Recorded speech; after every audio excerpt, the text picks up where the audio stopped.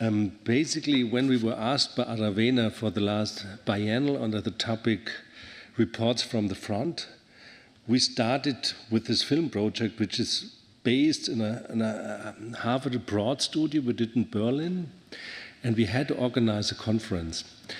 And we gave it the title Legislating Architecture, and we found out it's a very complex and not easy to handle a topic. So what you saw here is like the first 30 minutes of the film that will be in the end a full 90-minute film. And yesterday Phyllis gave us a chance to do an interview with her, even Mirko. So we're in this way to produce more, even more countries. As you saw, that was like especially Sicily with the unfinished buildings. It was Switzerland. We will hear some more a little later. Germany. And I would like to show you some of the content of this Ars Plus Legislating Architecture magazine. There will be, I don't explain it all, it's much too complex, and to be honest, I have not read everything myself till now. It has like case studies, also from a lot of the United States. I just would like to remember you of 2 points. Like, you might all remember the huge Ferris drawings that were based on the building code, on the regulations, how huge the distance has to be for a high-rise, till the last ones that were like the new laws on pour doors. So you were allowed to add extra volume on top of a building if you would provide social housing, normally in the lower floors. That led to a phenomena called pour doors, and now there's a new law that it's forbidden to build 2 different doors in a condominium. So, and what I'm interested in, and maybe I show you some of the projects that are mentioned in here, but it's only maybe 10, 12 pages in the whole magazine of my own work, because I'm a practicing architect. And maybe to share a little bit moments of frustration and moments of luck in producing architecture. And like, so we will go back in time. So this was the written excerpt of a public interview I did with the Senator of Urban Planning of Berlin, you just saw shortly in the film. And he discussed mainly like the new problem they had between direct democracy and the new referendums that come up now in Germany, and the kind of the democracy that's based on representation. And those 2 parts in Germany don't really work together. One example is this ground. It's the former airport Tempelhof,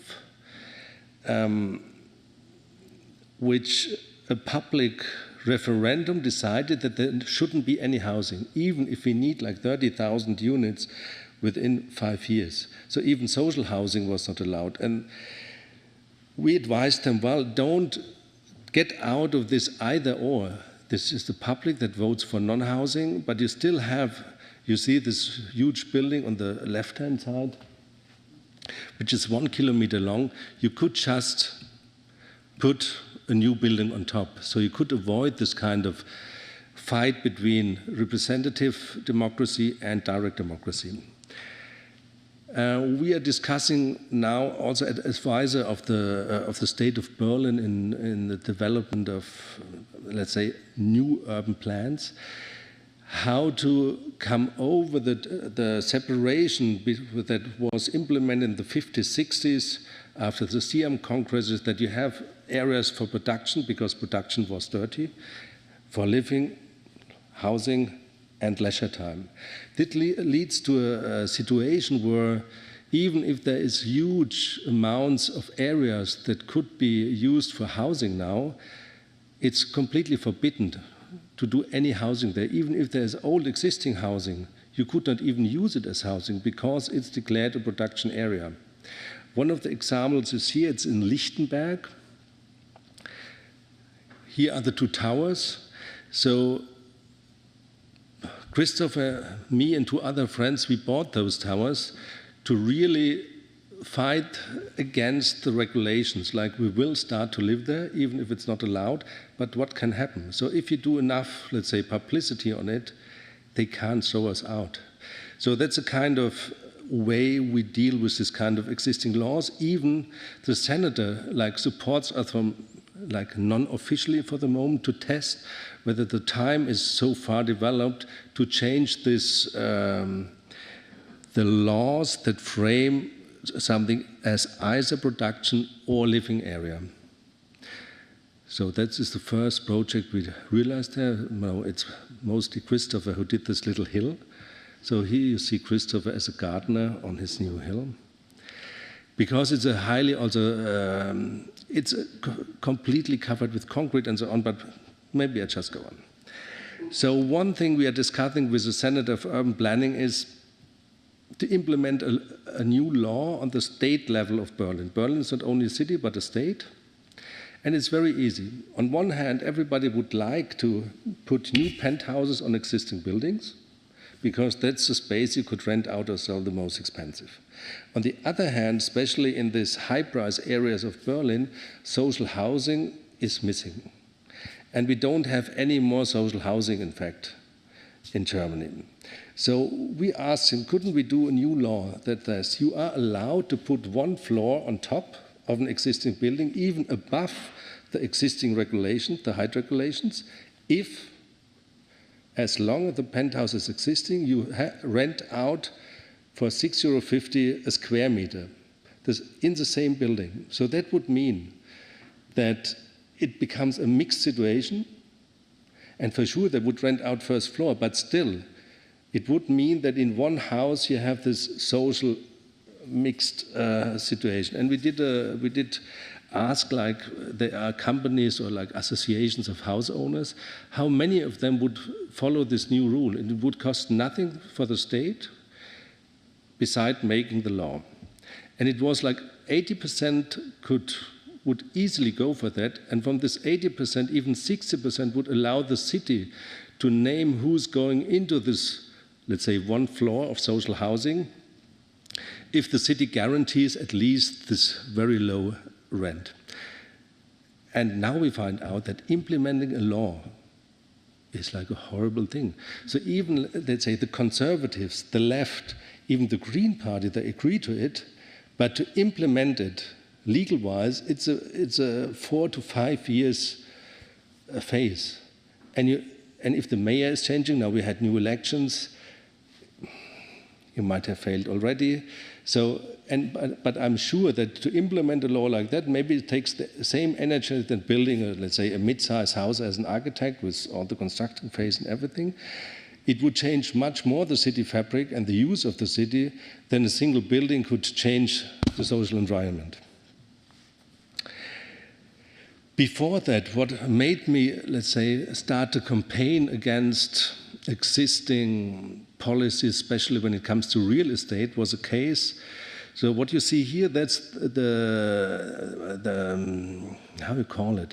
It's a soccer Fußballverein, like the what's Vereinsheim? Vereinsheim? No, it's no, that's where they meet. Yeah, it's like the clubhouse of a very famous Berlin sports club.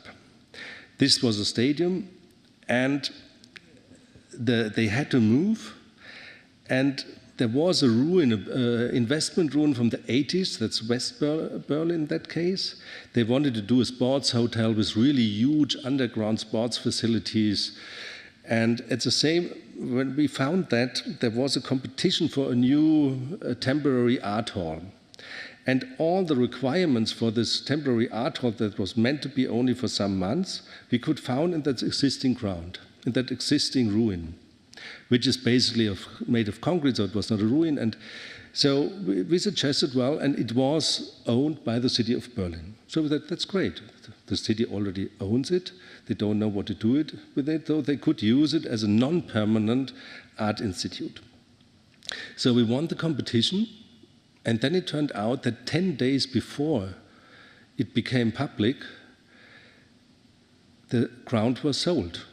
So the city of Berlin, they own also houses and ground. They had and then we found out it's the Liegenschaftsfonds, so it's the real estate fund, and they had a political agenda that they should sell everything to the private hand, because the private hand, you know all the stories, is better in developing building projects. What turned out, even now, that the city has not even ground to build kindergartens or schools anymore because they sold all of the ground. So with that, maybe we should campaign against this tendency that they sell out all of the, let's say, common public property. So it was some weeks before the elections, and we asked all the party leaders who would, if he comes into power, who would change this selling out of public property. And then it turned out they all said, we maybe should think about whether we could do something else, but none of them offered us, well, if we get into power, we will stop that selling out of public property. So that led us to a situation that we said, okay, if all the parties don't have a difference, and if this is for me as a voter in a representative democracy, that's a point where I would like to make a decision for either of the parties, and they don't have a difference. So what does it mean? So we started to mix the color codes of the parties. So this is the one for print, the other one for computers. We provided the colors, so people started to use it as a background of computers, of their iPhones. There were like magazines printing the political part, like daily newspapers printing the political part in this brown color. We provided posters in institutions like the Neue Nationalgalerie, the new National Gallery of Mies van der Rohe, in galleries. And what you see on the left-hand side, this white bags, it was like, it was something you mix some water in, then you could glue these posters on existing party advertisement. And it really became a huge thing. And especially in Berlin, you have a lot of, let's say, there is a history of activist groups. In the end, it were like 100 activist groups supporting that, and it formed a new activist group, then a round table of real estate policy. And in the end, so we just started it maybe and gave it an image. And to be clear, it was, in the end, we had maybe not even 1% of the work, much less. But in the end, now they stopped the selling out of public ground. So this kind of activism can lead to a change. And it also leads to the situation that after you will be asked to advise the government, which is also a nice moment, that you can be against something. And if you are successful, they will ask you just for the success you had. I skipped that one, it's too long. That's about rules for listed buildings and how to treat with them. So one example, as it was already mentioned, we got that building. This is a very ugly building, let's say. It's looking like, with this pitched roof, like a one-family house, but it's much too big, like 500 square meters, which is like 5,000 square foot. And it was meant to be torn down, and instead you would have been allowed to build a 100 square meter or 1,000 square foot, one-family house, one floor. So that maybe it's better to keep the gray energy and all the muscle work that's already in the existing and convert it. The next thing was we thought, well, but what should we do with this? So as it's basically at a lakeside close to Berlin, and maybe it's a summer house, or so we thought, well, and also the regulations energy-wise would have meant to cover it completely. So we invented this curtain you see here on the drawing. Maybe I have to shift the story a little bit. So one thing is this very small windows in here. They were made by apprentices, like from Mozambique, from Vietnam, like ones being trained in East Germany how to build houses. And every one of them had to build one window. As there were so many, the windows became very small. And they had to have all the same size, even to the lake side and to the forest side. So that how do we like open up those windows that we have a better view? And as it was nearly impossible for us to make it like design-wise, you have a sketch and Should it be proportioned like that, a little smaller, a little wider, a little higher, a little lower? We just made a party with friends. We had sledgehammers, heavy tools, beer, soup, and we were throwing out the windows. Before we have changed the roof, that the roof now is also supportive, that you could throw out everywhere where you want, 2/3 of the walls, so that it's not defined where to put the walls in, but you can really work on the body of architecture, on the physical body. So that's how it looked like. It's quite nice, no? And as it has the size of a villa, 500 square meter, 5,000 square foot, but as I started to explain before, we only have one oven and a curtain, and if it's getting too cold in German winters, to be honest, it's not getting as cold as here, but still it gets to -10, -15 degrees Celsius sometimes, not in all winters. So we use that curtain to reduce the volume, and inside we have 21 degrees Celsius always, and this curtain is producing like a delta of 8 degrees, so which is completely fine. You just have a little less space in wintertime, but that allows you to spend nearly no money on all this development of the building. And as it's so big, we can now share it with friends, we can host public debates and so on. This is in the backyard of it. There was another law. As there was no building law, if we would demolish this little building, we would not be allowed to build again. But if 3 walls are standing, then it's just a change in existing building. So we had to always keep 3 walls. But as you can see, if you start putting 1 wall away, then it's nearly no 3 walls left. So what we did, we polished a little bit. So that was together with a group of students. And we put like a formwork basically inside that we could move up, and we poured concrete in it and made a roof and just goes quickly through it. And afterwards we could remove the existing walls. Now you see the windows. It reminds a little bit of a work by Rachel Whitered in the late 80s. So therefore we called it Rachel. And then the administration came one day and said, wow, but that's completely new. And we told them no. But as you can see in the imprint, that all the walls had been existing for the whole time. Otherwise, they couldn't be imprinted. So this kind of 3 wall standing regulation led to this kind of building, which we could never have designed without dealing so clearly with the legislation.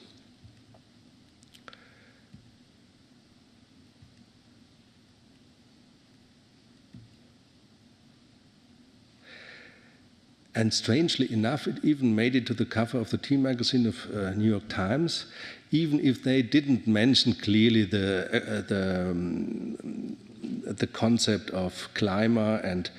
But maybe what's interesting, and it's not longer based on designing something that we think this is nice with this thick pencil, no, and then execute it, but it's coming from something completely different.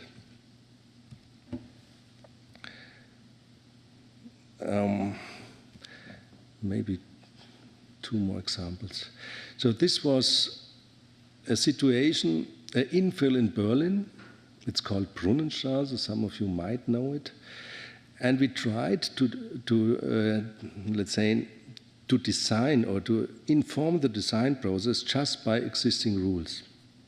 And even if we had a moment where we had to come to a decision where there were no existing rules, to find something out of the neighborhood of the existing. So it was an existing basement, so we knew the footprint, so we knew the plan where we were building on. There were certain regulations like how the light is coming to the courtyard, so we had to cut the roof. But then the elevator was allowed to push into that roof form. We were using the neighboring heights of the floors because we didn't know what ceiling height we would like to perceive.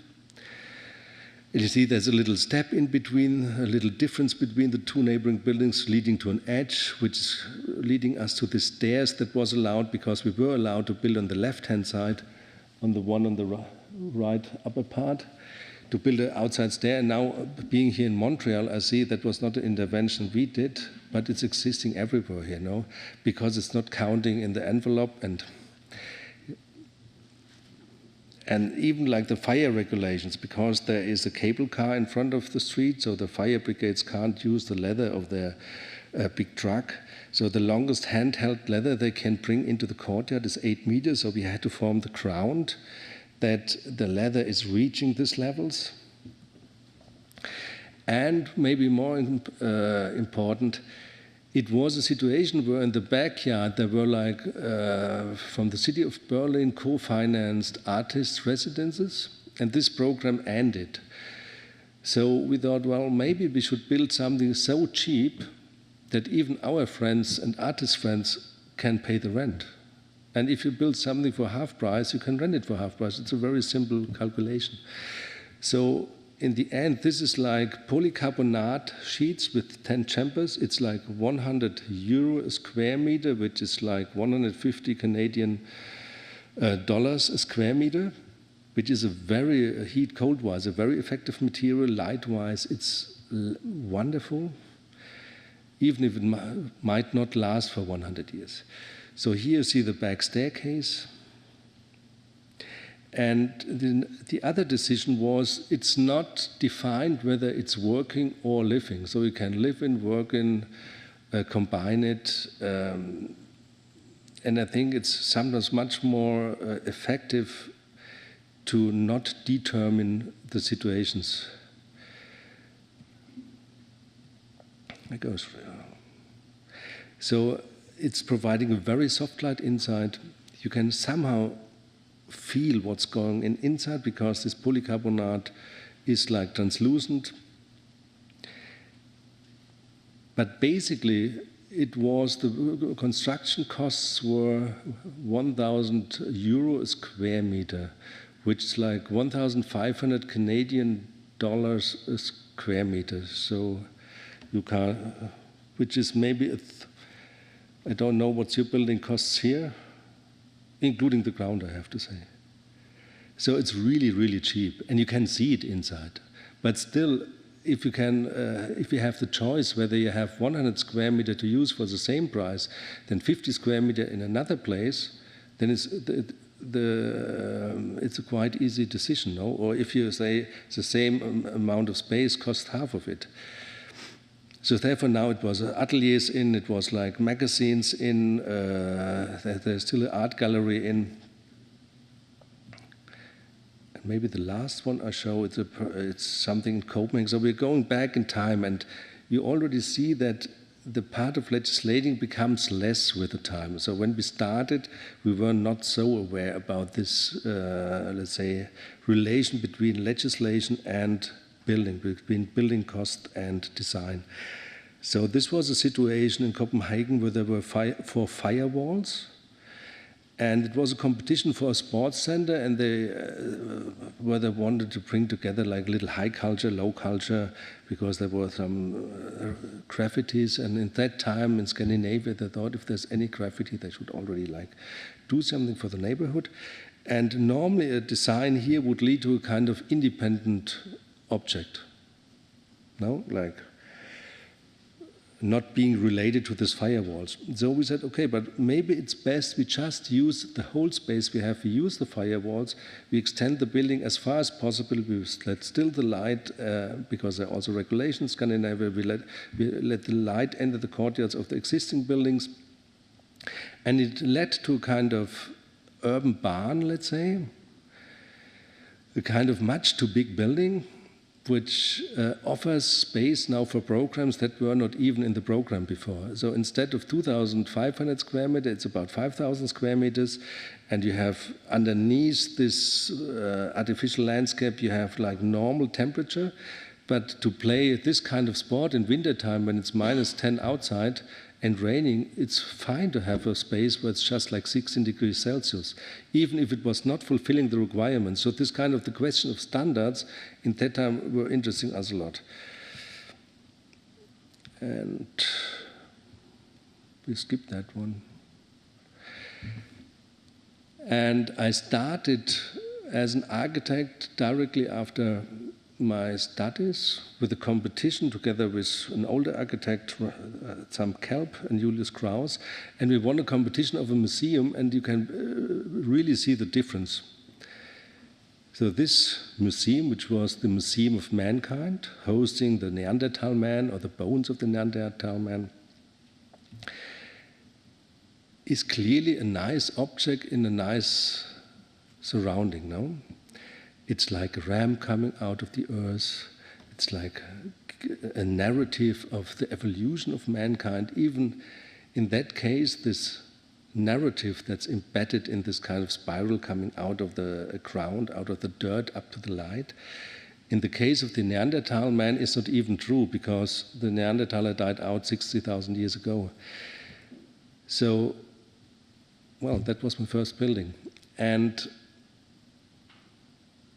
But just to the credit of the Neanderthal man, he at least had to calculate on the probability whether he should take with the whole tribe the efforts to look for a new, let's say, condominium for a new cave, or better not, because it's clear that it takes 4 weeks, and it was not only scouts looking for a new place, but they were really moving like months for it.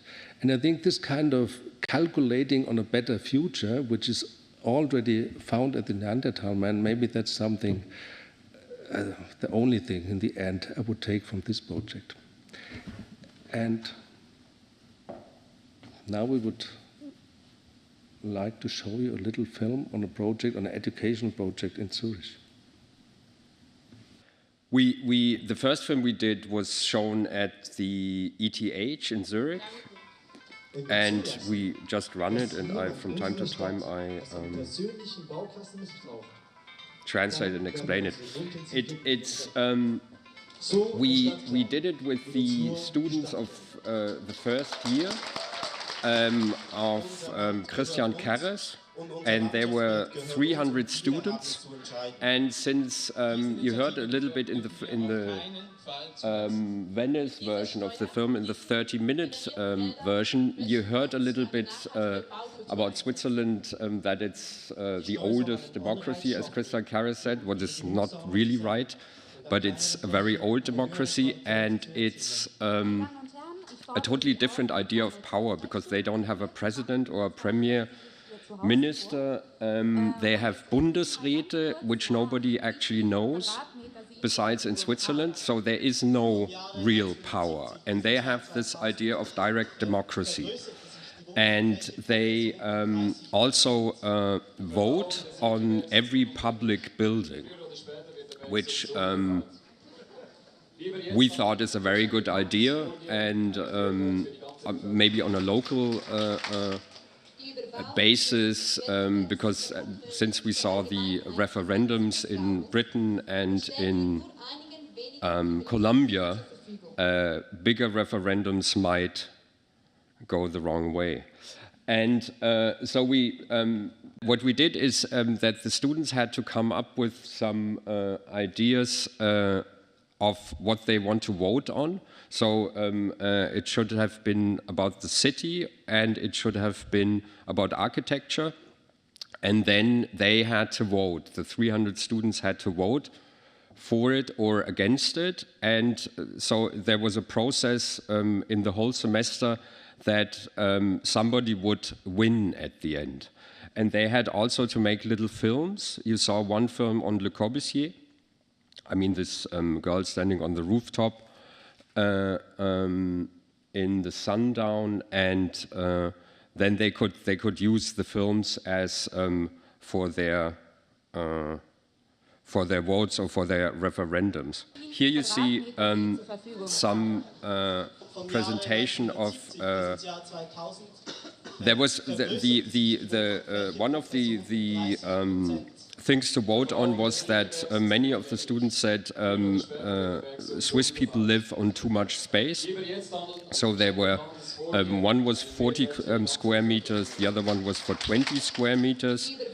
And then there was obviously always somebody against it. So they presented these things with posters, as you see here.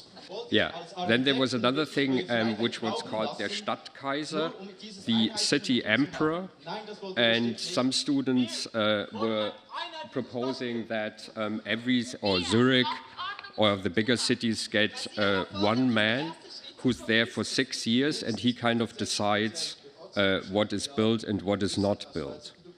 And then there was here you have these things about the mountains, that the mountains should be protected. And this is again the Stadtkaiser, I think. Yeah. And in the end, there were many things happening. One of them was that some students wrote to Christian Karres, to the professor, that these two Germans forced them to have an opinion, and that shouldn't be the case, because they were very afraid that it kind of, when they say their opinion, that it would harm them in their career. And there were others who were totally into it, especially into the performance, and we learned quite a lot about it. And maybe this is also leading to the here's this 20 square meters, to the discussion now, because it's about local direct democracy or representative democracy. Okay, that's it. Okay.